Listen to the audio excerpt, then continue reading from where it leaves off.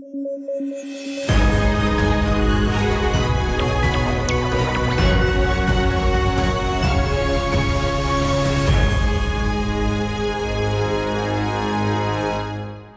morning, I'm Zusha Agarwal and you're watching News Flash. Today is the 25th of April and we have a lineup of crucial stories touching every corner of the globe. From the latest developments in politics to groundbreaking advancements in technology. New York's highest court reversed Harvey Weinstein's 2020 rape conviction on Thursday, citing unfair bias from the judge at the #MeToo trial. The court criticized egregious errors, including allowing unrelated allegations to be introduced as evidence. A Pakistani court on Thursday prohibited former Prime Minister Imran Khan and his spouse Bushra Bibi for making offensive remarks about government officials and state institutions, including the army. President Emmanuel Macron unveiled his vision for a more assertive European Union on Thursday, calling for stronger, more integrated European defences. He emphasized the importance of avoiding dependency on the United States and urged the European Union to maintain its sovereignty.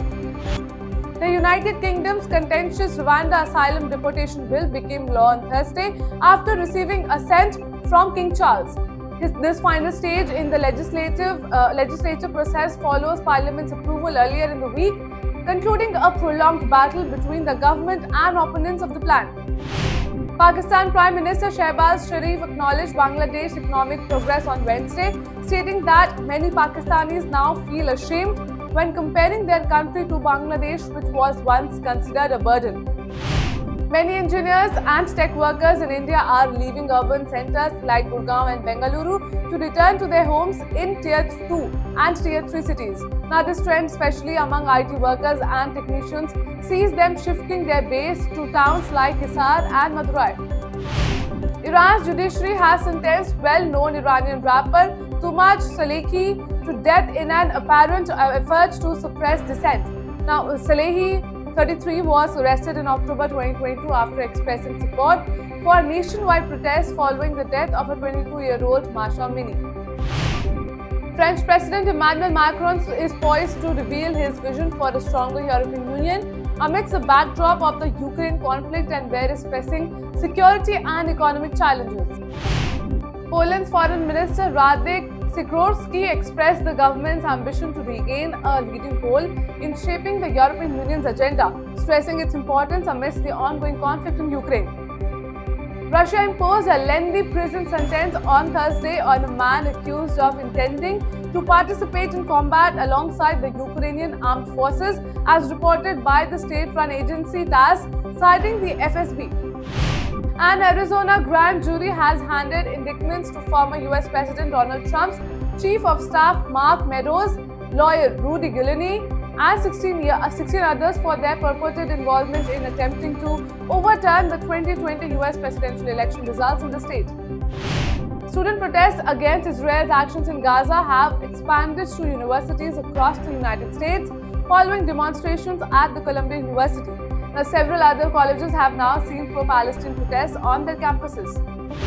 India's economy is in the fast lane, and if productivity grows as well as living standards continues to be around 6% level each year, it will soon catch up with developed nations.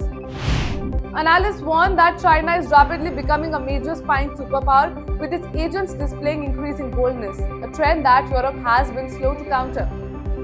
Iran's recent actions have intensified tensions with Israel as Tehran launched a direct attack on Israel's soil on April 13, now firing numerous ballistic missiles. Simultaneously, Iran initiated a crackdown on women refusing to wear the mandatory hijab, prompting police arrests within the country.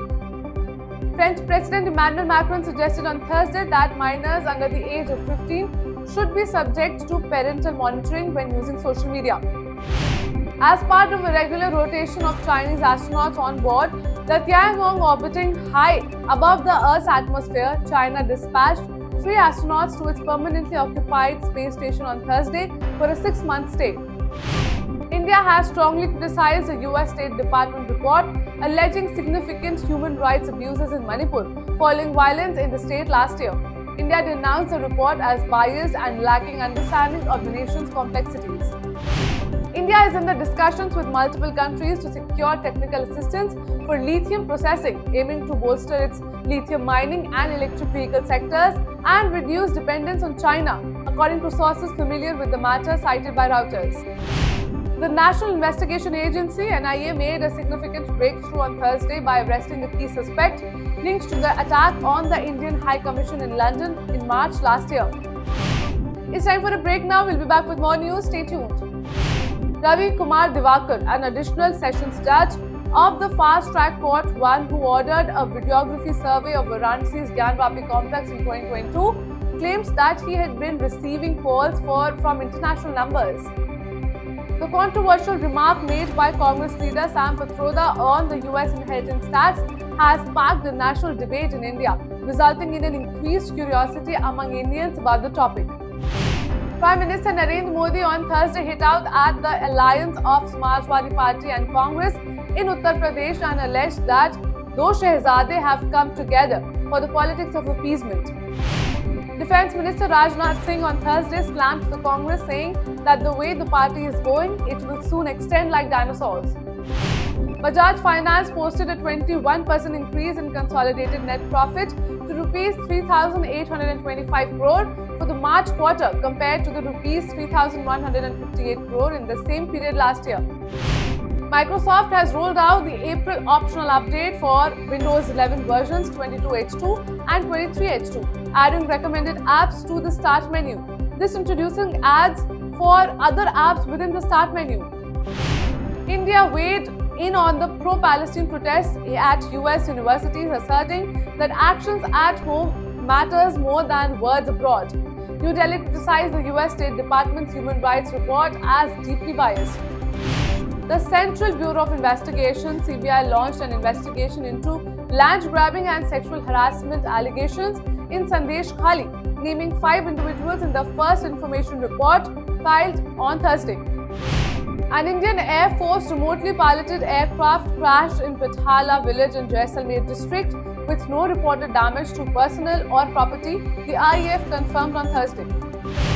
Chief Justice of India D.Y. Chandrachud announced on Thursday that the Supreme Court will begin sharing information related to cause lists, case filings and listings with advocates via WhatsApp messages. That's all for the headlines of the day. For more updates, download the app and keep watching Rhythm.